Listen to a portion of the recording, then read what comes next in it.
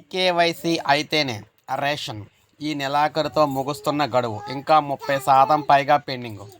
ఈలోపు ప్రక్రియ పూర్తి కాకపోతే ఏప్రిల్ నుంచి రేషన్ లేనట్టే. రేషన్ కార్డులో ఉన్న సభ్యులందరికీ ఈకేవైసీ తప్పనిసరి. నమోదు ప్రక్రియలో సాంకేతిక సమస్యలు, కొన్ని ప్రాంతాల్లో మొరాయిస్తున్న సర్వర్లు. ఈకేవైసీ చేసుకుంటేనే భవిష్యత్తులో పథకాలు కూడా. పెండింగ్లో 30 లక్షలకు పైగా కార్డులు. గడువు పొడిగించాలంటున్న లబ్ధిదారులు. సో చూసుకున్నట్లయితే అనేక సంక్షేమ పథకాలు అందాలన్నా ముఖ్యంగా ఈ నెల మనం చూసుకున్నట్లయితే ఏప్రిల్ మే జూన్ ఈ నెలలో కీలక పథకాలు అయితే ఉన్నాయన్నమాట.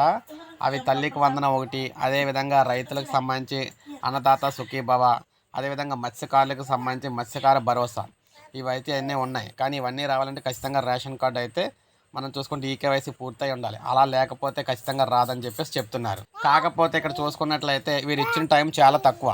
ఇచ్చిన టైం అయితే చాలా తక్కువగా అయితే ఉందన్నమాట. మీరు ఇక్కడ చూసుకోవచ్చు, ఈకేవైసీ అయితేనే రేషన్ అని చెప్పేసి ఇలా ఇవ్వడం ఒక్కసారిగా షాక్ అయితే తగులుతుంది. రేషన్ కార్డులో ఉన్న సభ్యులందరూ కూడా ఈకేవైసీ తప్పనిసరిగా ఉండాలి.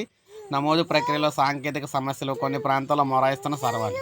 ఈకేవైసీ చేసుకుంటేనే భవిష్యత్తులో పథకాలు. పెండింగ్లో 30 లక్షల కార్డులు అయితే ఉన్నాయి. గడువు పెంచమంటూ లబ్ధిదారులు అయితే కోరుతూ ఉన్నారనమాట. ఇక్కడ చూసుకోవచ్చు గడువు పెంచమని. సో ఎందుకంటే ఇంకా 30% పైగా కార్డులు పెండింగ్లో ఉన్నాయన్నమాట. రాష్ట్ర వ్యాప్తంగా ఉమ్మడి 13 జిల్లాల్లో 89 లక్షలకు పైగా రేషన్ కార్డులు ఉన్నాయి.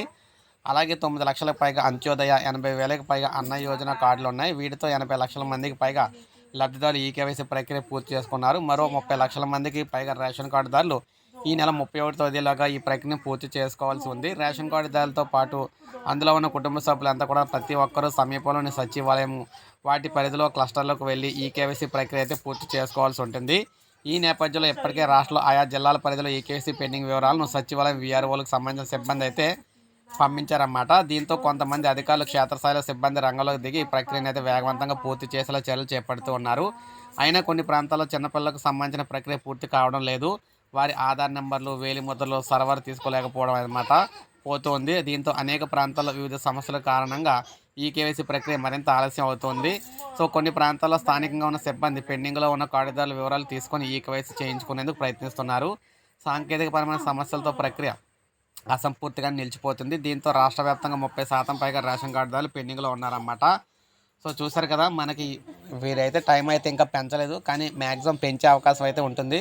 కానీ ఈ లోపలనే చేసుకోవడానికి అయితే ట్రై చేయండి, లేకపోతే మొత్తం రేషన్ అంతా బంద్ అయితే అయిపోతుంది అనమాట. సో ఇది మనకు అప్డేట్. ఒక లైక్ చేయండి, సబ్స్క్రైబ్ చేసుకోండి, మన ఛానల్ సబ్స్క్రైబ్ చేసుకోండి.